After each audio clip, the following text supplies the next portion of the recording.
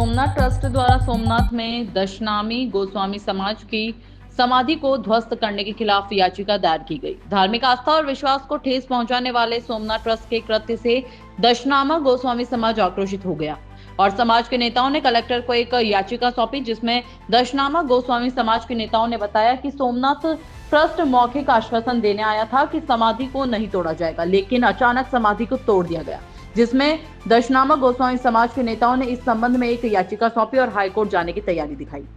आइए सुनिए दशनामी गोस्वामी समुदाय के नेता ने क्या कहा। आवाज न्यूज के लिए मीना बेन के साथ अजय धरेचा की खास रिपोर्ट। नाम છે ભરતગીરી મગનગીરી ગોસ્વામી, દશનામ ગોસ્વામી સમાજ સોમનાથ પ્રભાસ પાટીલ મુકામે હું રહું છું। અમારું સોમનાથ મુકામેનું રુદ્રેશ્વર મંદિરની પાસે આવેલું સમાધિ સ્થાન આશરે 200 થી 250 વર્ષ જૂનું હતું, જે પાડી નાખવામાં આવેલું છે।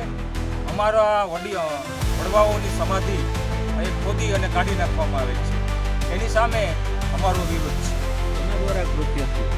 આ કૃત્ય જે તે સ્થાનિક ટ્રસ્ટ દ્વારા સોમનાથ ટ્રસ્ટ દ્વારા કરવામાં આવેલું છે એવું અમને જાણવા મળે છે। તમે જ્યારે તોડતા હતા કે કાઢ્યા હતા ત્યારે તમારે કઈ વાત નહોતી થઈ? ત્યારે કંઈક અમને જાણ નહોતી। તમે અજાણ છો, આમ પરફેક્ટ કોણે કર્યું એવું તમને ખબર નથી? રાત્રે કરવામાં આવ્યું છે। શું માંગણી છે તમારી?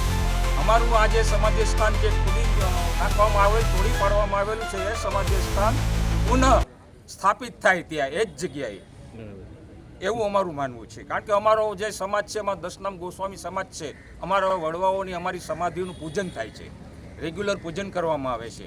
ત્યાં જે રુદ્રેશ્વર મંદિર છે ત્યાં અમારા પરિવારો રહેતા હતા, એને પણ ડિમોલેશનમાં એના મકાનો તોડી પાડી, દુકાનો તોડી પાડી ત્યાંથી હાંકી કાઢવામાં આવેલ છે। આજે રુદ્રેશ્વર ભગવાનનું જે મંદિર છે એ રુદ્રેશ્વર ભગવાનની પૂજા પણ નિયમિત થતી નથી। કેટલા ટાઈમથી? છેલ્લા 3 મહિનાથી રુદ્રેશ્વર ભગવાનની પૂજા થતી નથી। અમે દશનામ ગોસ્વામી સમાજ છે, અમારો અધિકાર છે શિવ પૂજા કરવી એ, અને પ્રથમ જલ અમે જ ચડાવી શકીએ છીએ શિવને। કોણ અટકાવે તમને? અમને ત્યાંનો સ્થાનિક જે ટ્રસ્ટ છે ત્યાંથી ફરતી બાઉન્ડ્રી મારી દેવામાં આવી છે। કોણ ટ્રસ્ટ? સિક્યુરિટી વાળા અમને ત્યાં જવા દેવામાં માંગતા નથી, દ્વારા અમને અટકાવવામાં આવે છે અને અમને ત્યાં જવા દેવામાં આવતા નથી। ત્યાં સિક્યુરિટી મૂકવામાં આવી છે, જેથી ત્યાં કોઈને પ્રવેશ આપવામાં આવતો નથી। અચ્છા, અત્યારે તમે રજૂઆત કરી છે ભાઈ? બાપુ એક મિનિટ, અત્યારે તમે રજૂઆત કરી છે, યસ, તમારી રજૂઆત આગામી દિવસોમાં અમારો આખા જિલ્લાનો, ગીર સોમનાથ જિલ્લાના અમારા સમાજમાં એક વ્યક્તિને ભેગા કરશું અને ભેગા થઈ અમે આગળનો શું કાર્યક્રમ કરવો આના માટે એ અમે નક્કી કરશું। અત્યારે કોઈ નક્કી નથી? અત્યારે હાલ નક્કી નથી, હાલ માત્ર આવેદન પત્ર જ આપ્યું। ઓકે, જય સોમનાથ। જય સોમનાથ। હું ગૌતમપુરી જયંતિપુરી ગોસ્વામી, પ્રમુખ છે દશનામ ગોસ્વામી સમાજ સોમનાથ। આજે અમે સમાજના બધા આગેવાનો, બાલકા, ભીડિયા, વેરાવળ બધા એક થઈ અને આજે આવેદનપત્ર અમને આપ્યું છે સોમનાથ ટ્રસ્ટની વિરુદ્ધમાં। સોમનાથ ટ્રસ્ટે જે અમારી 200 વર્ષ પહેલાંની જે સમાધિઓ હતી એનું ડિમોન્સ્ટ્રેશન રાત્રે 1:30 વાગે રસ્તાઓ બંધ કરી, બધી રસ્તાઓ બંધ કરી રાત્રે 1:30 વાગે એ લોકોએ ડિમોન્સ્ટ્રેશન કરી, કોઈને જવા નથી દીધા, કોઈને કંઈ કરવા નથી દીધું, એટલે કોઈ પણ જાણ કર્યા વગર આ લોકોએ ડિમોન્સ્ટ્રેશન કરી સોમનાથ ટ્રસ્ટે। પછી રુદ્રેશ્વર મહાદેવ જે મંદિર છે ત્યાં આજ સુધી અમારે બધા પૂજારી કરતા હતા। આજે 3 મહિનાથી બસ અપૂત છે, એ નજરબંધ કેદ રાખ્યા છે અને બધા અપૂત છે। રુદ્રેશ્વર મહાદેવની પૂજા આજ 3 મહિનાથી એમ છે। એ અમારા દશનામ ગોસ્વામી સમાજનો અલગ છે કે ભાઈ પહેલાં જ્યાં સુધી અમે દશનામ ગોસ્વામી સમાજ પખાલ ન કરીએ ત્યાં સુધી બ્રાહ્મણે એની પૂજા વિધિ કરી શકતો નથી। તમારી માંગણી શું છે? અમારી માંગણી એવી છે, જે અમારું સમાધિ સ્થાન તોડ્યું એ પાછું એવું ને એવું અમને પાછું આપે, અથવા એની ઉપર પાછો ઓટો બનાવીને અમને એ સ્થાન પાછું અમને આપે, જગ્યા બરાબર।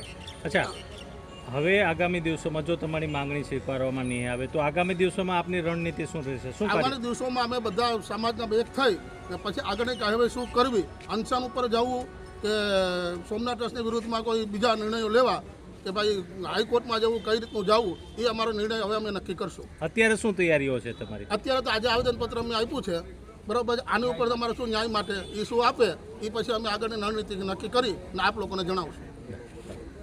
અતિથિ ભવન જય સોમનાથ ચેરિટેબલ ગુજરાતના ઉપપ્રમુખ છું અને જ્ઞાતિ અગ્રણી છું। આજે કઈ જગ્યાએ શું આવેદનમાં ઉલ્લેખ ને શું રજૂઆત કરવાયો?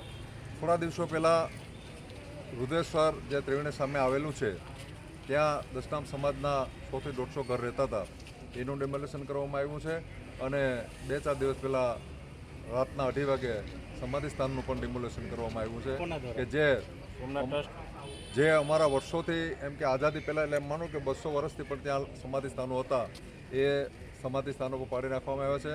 તો સમાજની માગણી એ છે કલેક્ટર સાહેબને આવેદનમાં કે અમને આના માટે ન્યાય મળે અને પુનઃસ્થાપિત થાય એવી અમારી નમ્ર વિનંતી. બાપુ, કોના દ્વારા આ કૃત્ય કરવામાં આવ્યું છે આખું? અત્યારે કહેવામાં બધા જ્ઞાતિજનોનું કહેવાનું છે રાતના કરવામાં આવ્યું ત્યારે એમ કે સોમનાથ ટ્રસ્ટ દ્વારા કરવામાં આવ્યું છે એવી બધાને કહેવાનું છે.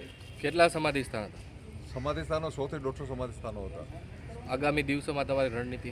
આગામી દિવસોમાં દરેક જ્ઞાતિ મંડળોનું કહેવાનું એમ છે કે જો ન્યાય નહીં મળે તો ગાંધી ચિંતા માર્ગે અનશન ઉપવાસ ઉપર ત્યાં બેસવામાં આવશે.